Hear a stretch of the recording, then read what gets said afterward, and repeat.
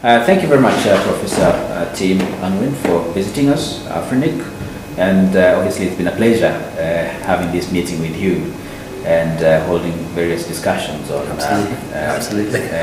areas that we can collaborate on. We just briefly maybe tell us about CTO and what ICT for development means in relation to Africa and AFRINIC. CTO is basically Commonwealth Telecommunications organisation, with a membership organisation for governments, private sector, civil society across the 54 countries of the Commonwealth, focusing particularly on the use of broadly defined ICTs for development. Our origins were very much in the telecom operators in the past, but with deregulation and liberalisation of the market, and that's broadened out our membership. And it's not so much, if you like, on the pipe, but on how that pipe is used to contribute to the development aspirations of people, and in African context, of course, across the Commonwealth countries of Africa, but also beyond. We have members who aren't just from the Commonwealth. I think what I understand by ICTs for development, my views have actually changed on that in the last couple of years, and particularly since taking over as Chief Executive of the CTO.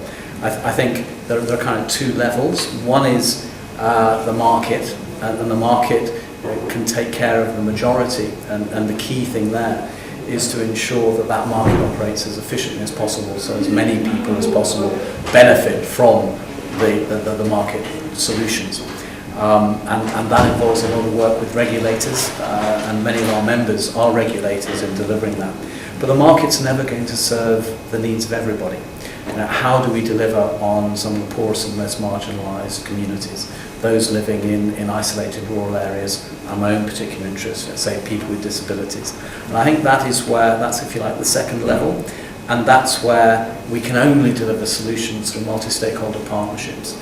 In other words, through bringing together governments who have a key role to play, private sector who have a fundamental role to play in delivering solutions, but also civil society organisations as well. And one of the core areas where the CTO is going to work in the future in our new strategic plan is fostering those partnerships. Now, we will act, if you like, as a godfather to helping people who want to deliver those partnerships.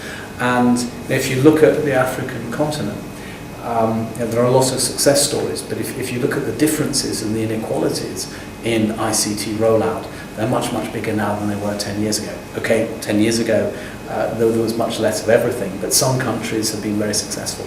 Some urban areas have been very successful. Some communities have been very successful. But that means that they benefit so much more from ICTs than some of the poorest and most marginalised. And if you like, there's a moral agenda there as well. And in terms of AFRINIC, well, you have huge experience and expertise in all aspects of the internet, and particularly this move from IPv4 to 6 is critically important, and I think many people don't fully understand it, so the work you're doing there, the training you provide for all of your members on the internet, really interesting and important, and we'd love to collaborate effectively there. One of the things I've felt for many years is there are far too many ICT events across the world, and that's why it's so important for us to collaborate and work together, and why I'm personally so delighted that AFRINIC wants to play a key role in our upcoming forum and council meeting. That's our big event of the year, and it seems to me that it's an opportunity for Africa to profile some of its successes for the wider Commonwealth community.